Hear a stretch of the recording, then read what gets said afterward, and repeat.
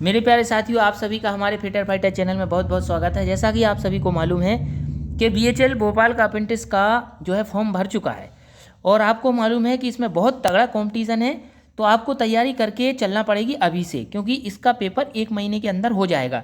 तो हम उसी तैयारी को लेकर चल रहे हैं कि आप सभी जो जो वीडियो देख रहे हैं सबका सिलेक्शन पक्का हो जाए। तो आज हमारे साथ जुड़ चुकी हैं जिन्होंने अप्रेंटिस का पेपर दिया था 2023-24 में। तो वो क्वेश्चन पढ़ेंगी और हम उनके आंसर बताएंगे। और उन्होंने जो ये मेरे पुराने वाले वीडियो देख करके जो पेपर दिया था तो उन्हें 100% पास किया था और उन्होंने अप्रेंटिस भी पूरी कर चुकी हैं बीएचएल झांसी से। तो वो क्वेश्चन बताएंगी और वो क्वेश्चन हम आपको उसके आंसर बताएंगे, ठीक है ना। तो दोस्तों, यदि आप अप्रेंटिस में सिलेक्शन चाहते हैं कि आपका पहली बार में ही सिलेक्शन हो जाए तो ये वीडियो को पूरा देखें। यदि आप नए हों तो चैनल फिटर फाइटर को जरूर सब्सक्राइब करें, क्योंकि हम इसके बाद और भी अभी अप्रेंटिस की वीडियो लाएंगे, 8 से 10 वीडियो लाएंगे। अगर आप उनको पूरा देख लोगे तो आपका सिलेक्शन हो जाएगा। तो हम पहुंच चलते हैं अपने मोबाइल की स्क्रीन पर और ये आ गए हैं। देखिए, हमने इसका टाइटल बनाया, देखिए आप देख रहे हैं ध्यान से, अप्रेंटिस पेपर प्रश्न 2024-25। और ये जो क्वेश्चन हम बता रहे हैं ये केवल अप्रेंटिस बीएचएल भोपाल के लिए नहीं है, ऑल बीएचएल के लिए है, ऑल जो भी पब्लिक सेक्टर है सबके लिए है, ठीक है ना। और ये क्वेश्चन केवल फिटर ट्रेड के लिए नहीं है, ये फिटर ट्रेड के लिए, electrician, Turner, welder, machinist, all trade के लिए है। ऐसे क्वेश्चन मैंने आप लोगों के लिए बनाए हैं। तो हमारे साथ जो अप्रेंटिस वाले कैंडिडेट जुड़ चुके हैं तो वो क्वेश्चन पढ़ेंगे। क्वेश्चन नंबर 1 पढ़िए। टाइप ए किस प्रकार की आग है? देखिए, इनने बताया है कि एक क्वेश्चन आया था, टाइप ए किस प्रकार की आग है। तो ये टाइप ए जो आग होती है वो लकड़ी, कागज, कोयला और कॉटन से रिलेटेड जो आग होती है जिसमें राख अधिक बनती है वो टाइप ए फायर होती है। Second number question, type D आग को किस में बनाते हैं? टाइप डी जो आग होती है उसको किस में बनाया जाता है। ये पिछले 2023-24 के बीएचएल के अप्रेंटिस में आया था। तो देखिए, मैंने स्टार बना दिया है। अब आपके मन में ये आ रहा होगा कि ये आग किस में बनाते हैं, तो मैं आपको सिखा देता हूँ। ये आग को ट्रायंगल में बनाते हैं, बी आग को स्क्वायर में बनाते हैं, सी आग को सर्कल में बनाते हैं और डी आग मैंने आपको बता दी स्टार में बनाते हैं। तो ये एक क्वेश्चन तो ये स्टार वाला याद करना ही है, प्लस ए टाइप, बी टाइप और सी टाइप आग को भी याद कर लीजिए। शायद इस बार बी टाइप पूछ लिया जाए, तो आपको ये चारों आग को याद करना है। नेक्स्ट, सुरक्षा की दृष्टि से फ्यूज सदैव संयोजित करना चाहिए। सुरक्षा की दृष्टि से जो हमें फ्यूज कहाँ पर संयोजित करना चाहिए। देखिए, कॉमन टाइप के क्वेश्चन आएंगे, बहुत ज़्यादा कठिन क्वेश्चन नहीं आएंगे। तो इसका करेक्ट आंसर होगा फेज वायर पर, ठीक है ना। फेज वायर पर करते हैं, इसमें न्यूट्रल वायर पर नहीं किया जाता है। तो इसका करेक्ट आंसर होगा फेज वायर। नेक्स्ट, चौथा नंबर क्वेश्चन, 1 माइक्रोन का मान होता है। वेरी वेरी मोस्ट क्वेश्चन जो हमारे कैंडिडेट ने बताया है, 1 माइक्रोन का मान, ये वेरी वेरी मोस्ट है। ये अप्रेंटिस के लिए भी वेरी वेरी मोस्ट है और हमारे जो गवर्नमेंट जॉब का जो एग्जाम होता है, चाहे वो बार्क हुआ, चाहे इसरो हुआ, चाहे NFL हुआ, कोई भी एग्जाम हो उसके लिए भी इंपॉर्टेंट है। तो इसका करेक्ट आंसर जो होगा वो होगा 1 माइक्रोन का मान जो होगा वो 0.001 mm। अब मैं इसका एक आंसर और बता देता हूँ, 10⁻³ तो एक आंसर और बता देता हूँ, 1/1000। तो ये 0.001 तो हमें याद करना ही है, 10⁻³ भी याद रखना है और 1/1000 भी याद रखना है कि 1 माइक्रोन का मान कितना होता है। नेक्स्ट क्वेश्चन, 5वां, पेचकस की साइज किस चीज से लिया जाता है? तो हम 5वां क्वेश्चन जो है आपको बता रहे हैं, पेंचकस की साइज जो है किस प्रकार से लेते हैं। आप लोग जानते होंगे, जिससे स्क्रू ड्राइवर हम कहते हैं। पेंचकस को क्या कहते हैं? Screw driver. तो स्क्रू ड्राइवर को जो साइज लिया जाता है उसका करेक्ट आंसर है शंक की लंबाई और टिप की चौड़ाई से। जितना लंबा शंक होता है, उसकी जो रॉड होती है जितनी लंबी होती है उसकी लंबाई से और टिप की चौड़ाई से। इस तरीके से राउंड शंक रहती है और आगे इस तरीके से ये चपटा रहता है, फ्लैट रहता है। तो इसकी चौड़ाई से और इसकी लंबाई से लिया जाता है। ऊपर एक हैंडल होता है, उसका क्वेश्चन ये खैर नहीं है, मैंने आपको बता दिया। अब चलते हैं नेक्स्ट 7th नंबर क्वेश्चन पे हम चलते हैं और स्लाइड को थोड़ा, हाँ सॉरी 6 नंबर क्वेश्चन पे पहुंच चलते हैं। ये आ गई अपनी स्लाइड। चलो 6 नंबर। कागज पेपर के लिए कलर क्या है?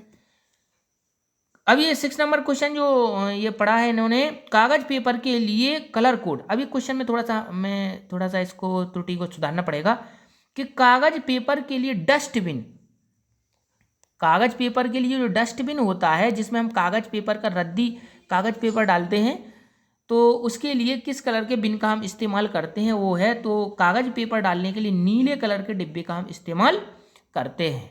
नीले कलर का जो डस्टबिन होता है उसमें हम कागज पेपर डालते हैं। साथियों, अगर आप लोग ये कागज पेपर वाला ये बिन भूल जाएं तो उसकी मैं एक ट्रिक आपको बता देता हूं। आप कभी नहीं भूलेंगे, जिंदगी में नहीं भूलेंगे, आप बूढ़े भी हो जाएंगे फिर भी नहीं भूलेंगे। आप अपना खुद पढ़ोगे, अपनी बीवी को पढ़ाओगे, बच्चों को पढ़ाओगे, नाती पोता सबको पढ़ाओगे। देखिए, कागज पर हम पेपर पर किस कलर के पेन से लिखते हैं? जो अपन घर पे पेन से लिखते हैं वो कैसा पेन होता है? वो नीले कलर का पेन होता है भाई।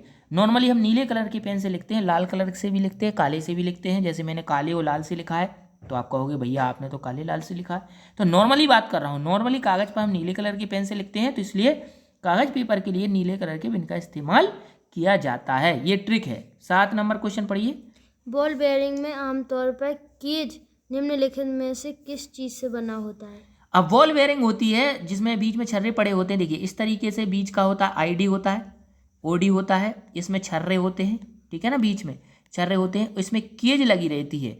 तो आमतौर पर केज जो होता है वो किस चीज़ से बना होता है? अब केज मैं बना देता हूँ, अभी मैंने बेयरिंग में केज नहीं बनाया, मैं कलर चेंज करता हूँ और केज बना देता हूँ, कलर चेंज करके केज बनाऊँ। देखिए इसमें एक तरीके से ऐसी जाली सी होती है जो इन छर्रों को अलग अलग करती है, क्योंकि ये छर्रे होते हैं, आप जानते हो गाँव में जो छर्रे घूमते रहते हैं वो छर्रे क्या है एक दूसरे से टकरा जाएंगे, इसलिए इन छर्रों को इस तरीके से एक जाली में बंद किया जाता है।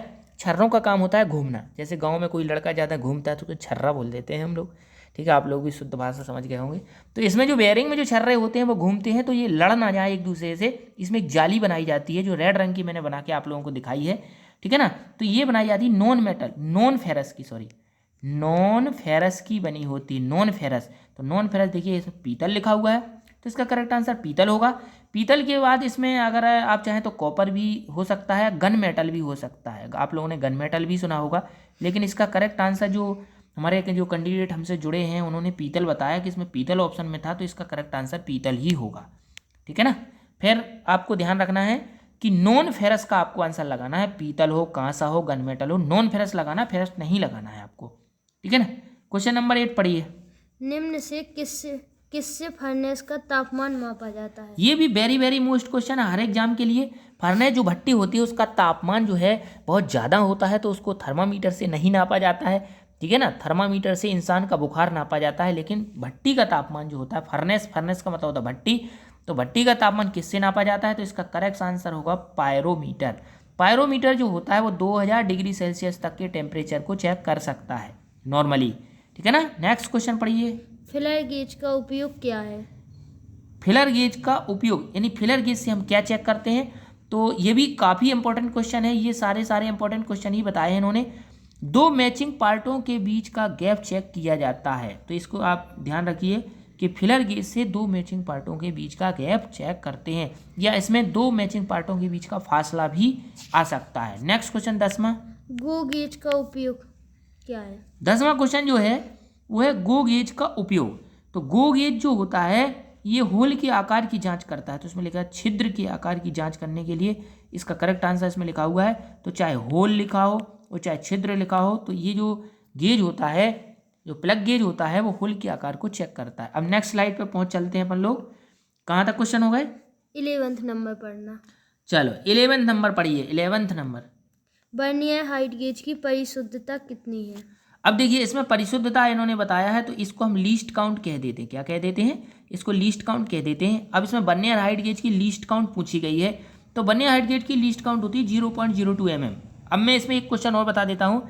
इसमें आया वर्नियर हाइट गेज, लेकिन कभी कभार इसमें क्या होता है वर्नियर कैलीपर भी आ जाएगा। जैसे इसमें देखिए वर्नियर हाइट गेज लिखा, कभी वर्नियर कैलीपर भी आ सकता है। एक वर्नियर कैलीपर आप लोगों ने सुना होगा, ठीक है ना। तो ये वर्नियर कैलीपर भी याद करिए और वर्नियर हाइट गेज भी याद करिए, दोनों की लिस्ट काउंट जो होती है सेम होती है 0.02 mm, और माइक्रोमीटर की लिस्ट काउंट होती है 0.01 mm। ये 2 इंपॉर्टेंट क्वेश्चन याद रखिए। अगला 12th नंबर क्वेश्चन पढ़ो। वायर गेज का उपयोग किस लिए होता है? तो वायर गेज जो होता है, देखिए वायर से ही स्पष्ट समझ में आ रहा कि वायर गेज से क्या चेक करते हैं, तो वायर गेज से तार का व्यास मापते हैं, तो इसका करेक्ट आंसर होगा तार का व्यास मापने के लिए। नेक्स्ट क्वेश्चन पढ़िए 13। मास प्रोडक्शन में जॉब का निरीक्षण किसके द्वारा होता है? तो मास प्रोडक्शन में हम जॉब की जांच किससे करते हैं? निरीक्षण का मतलब होता है जांच। तो मास प्रोडक्शन समझिए पहले। देखिए मास प्रोडक्शन को मास मत समझना, तुम पहले बकरा का मांस समझ जाओगे भाई, नहीं गलत हो जाएगा। मास प्रोडक्शन होता है जहां पर जॉबों को अधिक मात्रा में उत्पादन होता है, उसे हम मास प्रोडक्शन कहते हैं। जॉब अधिक संख्या में बनते हैं उसे हम मास प्रोडक्शन कहते हैं। तो मास प्रोडक्शन में हम समय की बचत करना है, तो जॉब को किससे चेक करेंगे? हम गेज के द्वारा चेक करेंगे, गेज के द्वारा। करेक्ट आंसर होगा इसका गेज। नेक्स्ट क्वेश्चन पढ़िए 14 नंबर क्वेश्चन। साइन वायर की लंबाई किसके बीच की दूरी है? साइन बार की लंबाई को कैसे लिया जाता है, ये भी काफ़ी इंपॉर्टेंट क्वेश्चन है कि साइन बार की लंबाई किसके बीच की दूरी से ली जाती है। तो देखिए साइन बार इस तरीके से होता है, मैं आपको बना देता हूँ इस तरीके से। तो इसमें एक होल इधर होता है, एक होल इधर होता है, तो साइन बार का साइन लिया जाता है दोनों होलों के बीच की दूरी, इधर इस होल से लेके इस होल के बीच की दूरी से साइन बार का साइन लिया जाता है। तो मैं करेक्ट आंसर आपको बता देता हूँ। देखिए इसमें लिखा हो दोनों रोलर्स के बीच की केंद्र से केंद्र के बीच की दूरी से लिया जाता है। मैंने होल बना दिया था, रोलर वाला भी होता है होल वाला भी होता है। तो अगर उसमें रोलर बने हुए, देखिए इस तरीके से अगर हम बना दें, अगर रोलर बना दें तो एक रोलर इधर होगा एक रोलर इधर होगा, तो हम रोलर के सेंटर टू सेंटर भी ले सकते हैं, और होल हो तो होल के सेंटर टू सेंटर भी ले सकते हैं। तो इसका करेक्ट आंसर होगा दोनों रोलर के सेंटर टू सेंटर के बीच की दूरी से लिए, दोनों सेंटरों के बीच के केंद्र के बीच की दूरी से लिया जाता है। अगला लास्ट क्वेश्चन पढ़िए। साइन बार का उपयोग क्या है? 15 नंबर क्वेश्चन जो है कि साइन बार का क्या उपयोग होता है। तो साइन बार से हम कोण को चेक करते हैं। देखिए इसके नीचे लिखा हुआ है कि साइन बार से क्या चेक करते हैं, कोण की जांच करते हैं, कोण को चेक किया जाता है। अब एक चीज़ ध्यान रखिए कि साइन बार से कोण को कितनी एक्यूरेसी में चेक किया जाता है। तो उसके द्वारा हम 1 मिनट, देखिए एक कॉमा लगाया, इसका मतलब है 1 मिनट की लीस्ट काउंट के साथ हम साइन बार को के द्वारा कोण को चेक कर सकते हैं। तो ये हमारे इंपॉर्टेंट क्वेश्चन थे जो अपेंडिक्स में आए थे। इन्होंने अपेंडिक्स का एग्जाम दिया था तो इन्होंने लिख के हमें बताया कि ये क्वेश्चन आए हुए क्वेश्चन थे पिछले साल के। अब और भी क्वेश्चन जो आए थे वो अगला वीडियो में हम बताएंगे, क्योंकि इसमें 50 MCQ क्वेश्चन आते हैं। इस एग्जाम में कितने आते हैं क्वेश्चन? 50 MCQ आते हैं। तो अभी मैंने 15 सॉल्व कर दिए हैं, अगले वीडियो में 15 कर देंगे, ऐसे ऐसे 50 हो जाएंगे। तो उन क्वेश्चन को आप सीख लेना, कर लेना, और आपका अपेंडिक्स में सिलेक्शन हो जाएगा। तो नए हो तो आप चैनल को जरूर सब्सक्राइब करें, वीडियो को लाइक करें, शेयर करें। आज के लिए इतना ही। जय हिंद, जय भीम, जय भारत। ओके, धन्यवाद।